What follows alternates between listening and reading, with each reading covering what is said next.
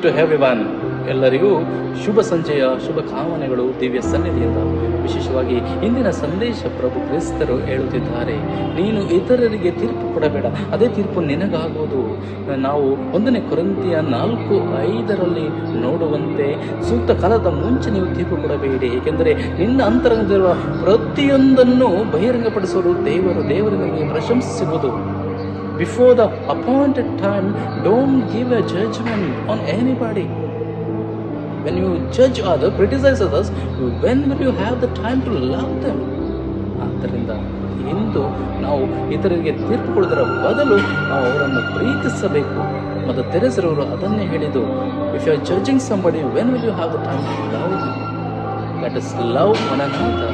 Let us actually pray for others, pray for everyone. ಅದಕ್ಕಾಗಿ ಇದರಲ್ಲಿ ನಾವು ಪ್ರಾರ್ಥಿಸೋಣ. ಪ್ರಭು ಕ್ರಿಸ್ತನನ್ನು ಆಶೀರ್ವದಿಸಲಿ.